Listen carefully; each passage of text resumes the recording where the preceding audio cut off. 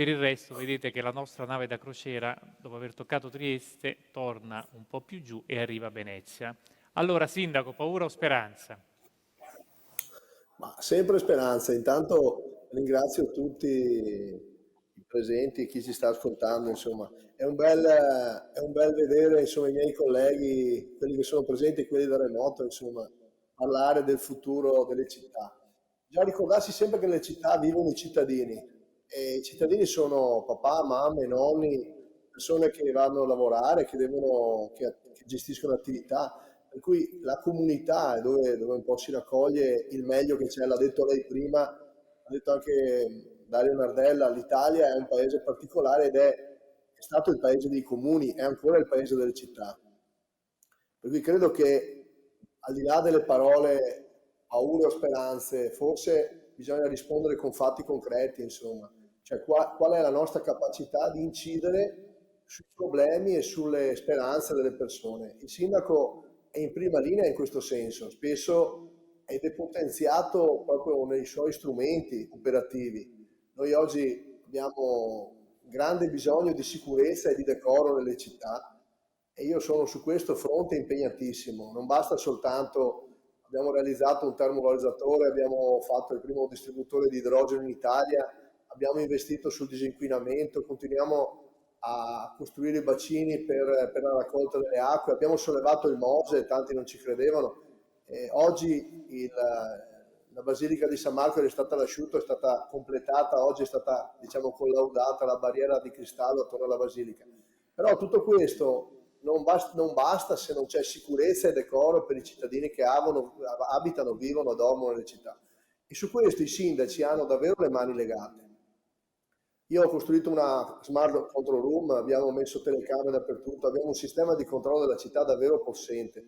Abbiamo investito moltissimo sulla polizia locale, sui corpi anche cinofili dell'antidroga, perché purtroppo in Italia c'è stato per troppi anni una laissez-faire, va bene tutto. E poi tutto questo casca sulle spalle appunto dei sindaci, dove noi siamo sempre responsabili su tutto. Considerate che io non ho mai scaricato una responsabilità, però a questo punto è il momento in cui bisogna che ci diano dei poteri veri, cioè poteri di ordine pubblico almeno per i piccoli reati. Io ho proposto di dare i poteri a un giudice di pace penale per poter incarcerare almeno per 1, 2, 3, 10 notti l'ubriachezza molesta, gli ubriachi che pensano di fare quello che credono in città, piuttosto che gli spacciatori che arrivano tranquillamente con le barche in migliaia da Tunisi piuttosto che da altri posti dell'Africa, dove loro sono abituati a fare così, hanno una supponenza gigantesca e noi non abbiamo le mani legate su questo. E ho sentito parlare di diritti, sì, ma ci sono anche i doveri però.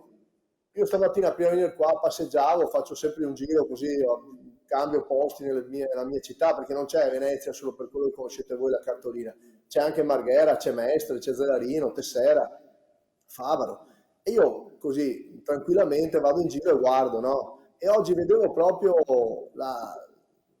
certe volte ti viene la tristezza di non poter incidere su certi soggetti che ti guardano quasi beffardi. Ormai li conosciamo, sappiamo chi sono, li abbiamo arrestati tante volte, però li liberiamo automaticamente perché la legge di diritti, diritti, diritti, diritti.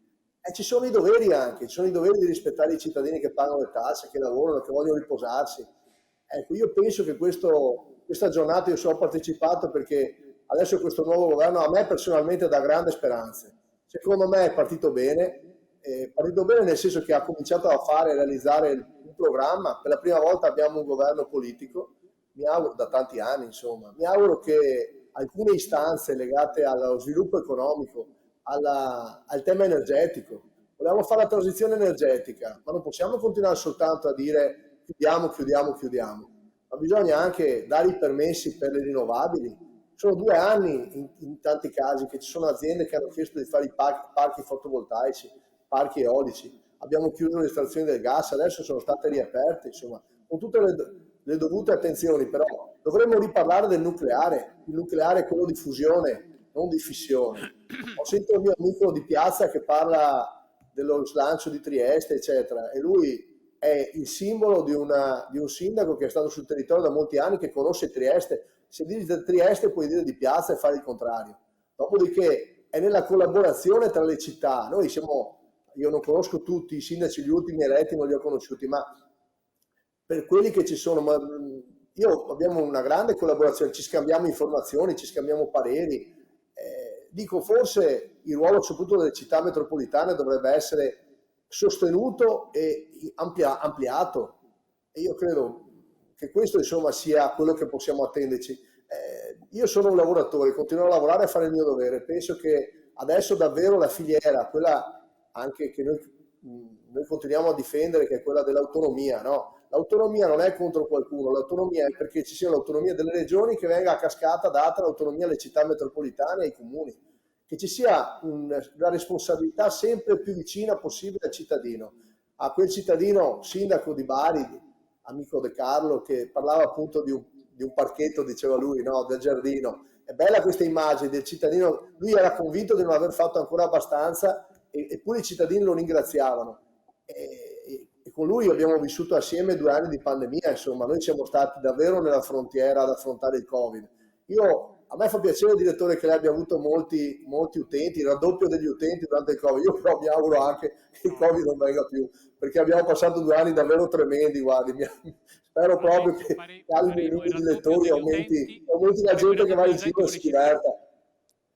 Lo so. Noi siamo stati in prima linea, adesso penso che questo governo, io sono convinto ci ascolterà, sono convinto che ascolterà i sindaci, non soltanto i presidenti di regione. Abbiamo bisogno davvero di avere credibilità che ci viene data direttamente da un'elezione diretta dei cittadini.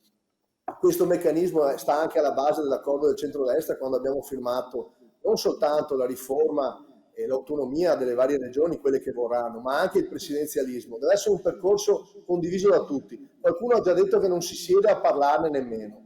E poi parliamo di diritti e democrazia. Invece bisogna parlarne, bisogna fare una bicamerale, bisogna fare delle riunioni, discutere. Bisogna non aver paura del cambiamento. Il cambiamento non è soltanto fare le manifestazioni con la pace. Bisogna aver coraggio di difendere l'Ucraina. L'Ucraina, io ho a casa 2 mamme con 3 bambini, a casa mia. Abbiamo accolto migliaia di cittadini ucraini che letteralmente scappavano senza niente dalle bombe. Il Veneto, tutta l'Italia ha accolto nelle case delle famiglie. E questa credo sia la testimonianza che non siamo contro nessuno. Ma l'immigrazione irregolare, quella che non ha limite, quella che è, come posso dire, prepotente, che pensa che tutto si possa scaricare sul buonismo italiano, questa deve finire, e fa bene il governo a porre le questioni. Allora, grazie. Grazie. Ci arriviamo perché lei ha aperto anche delle tematiche nuove e io me l'ero tenuta come ultima domanda, ma a questo punto, visto che lei, come legittimo, ne accennava subito, la facciamo immediatamente. Cioè, la domanda che mi ero conservato per la fine era quella dell'autonomia. Sono tanti anni che seguo l'autonomia dall'Osservatorio di Milano e della Lombardia e devo dire che un po' di dubbi ci sono, ma non è che questa autonomia di cui tanto si parla si sta configurando, si potrebbe configurare come autonomia delle regioni e soprattutto delle regioni, finendo per schiacciare invece il ruolo delle città e dei sindaci. A questo punto riparto proprio da lei e poi torniamo qui in sede. Beh, certo, dipende quello che verrà scritto nell'autonomia. Io non ho visto nessun testo, penso non li ha visti neanche lei, se non li avrebbe già pubblicati, immagino. Io avrei comprato immediatamente il Corriere della Sera come faccio tutti i giorni. E questi testi non ci sono, e questa già è una critica che io faccio ai governi precedenti, perché quando si fa una discussione deve essere una discussione franca. Per cui se c'è una discussione sull'autonomia, e noi l'abbiamo votata l'autonomia, in Veneto, do un'informazione a tutti, è stata votata dal 98% dei cittadini e la stragrande maggioranza dei veneti non pensa certo né a secessione né tantomeno a lavorare contro qualcuno. Il tema però è che queste discussioni devono riguardare anche i sindaci, devono riguardare il ruolo dei sindaci. L'autonomia non può essere cascata sulle regioni tout court. E per cui anche su questo vedremo, potremo parlare dell'autonomia quando vedremo i testi. Purtroppo per paura i governi precedenti, parliamoci chiaro, hanno bloccato l'autonomia, è stata bloccata e la Costituzione la prevede. Non c'è un cambio costituzionale come invece andrà fatto per il presidenzialismo o semipresidenzialismo o quello che ci vorrà discutere. l'autonomia è prevista dalla Costituzione e noi siamo convinti che tanti sprechi che avvengono in regioni, in tutte le regioni, io penso sempre alla mia prima di tutto, e possiamo migliorarli, e penso che l'Italia è molto lunga e possa essere migliorata dappertutto. Ecco, questa prova non l'abbiamo mai avuta, nessuno ha voluto darci questa responsabilità. Allora ci danno le responsabilità ma non i poteri per poterlo fare. E allora dopo, di solito funziona come nelle imprese, che le cose che funzionano si copiano. Allora noi diciamo facciamolo fare a chi vuole, chi alza la mano, chi dice mi sento pronto, voglio provare, a parità di gettito, senza avere qualcosa, ripeto, da togliere a qualcun altro, ma semplicemente far avvicinare la responsabilità a quei cittadini. Quando tu dai al cittadino la responsabilità di pulire vicino a casa sua, è probabile che lì ci sarà una maggiore efficienza. Quando dai la possibilità ai territori di poter autodeterminare quali siano i luoghi da proteggere, quali siano i luoghi da mettere in sicurezza per i cambiamenti climatici, quali siano le priorità da dare. Io penso che dobbiamo avere fiducia dei cittadini e degli italiani. Questa è qui la scommessa vera che va fatta. Dice è facile, no, non è facile, non è facile, ma siamo Bene. qui e siamo in tanti anche di diversi orientamenti politici, possiamo farcela. No, volevo solo salutarvi perché devo andare. Sì. È una chiosa a quello che ha detto, scusatemi proprio un attimo, quello che ha appena detto Beccaro. Stiamo parlando però di un Covid, di una pestilenza mondiale, Sì. Non stiamo parlando di un'ordinarietà. Abbiamo congelato i poteri per quella volta lì, allora, normalmente sarebbe opportuno che si ce li avessero, ecco, solo una chiosa, perché non è che siamo così contenti di averli congelati, era una pandemia, speriamo non arrivi più la pandemia, ecco, e cerchiamo invece di ricostruire un po', nessuno vuole più soldi a nessuno, non continuiamo a dire cose che non ci sono per creare paure.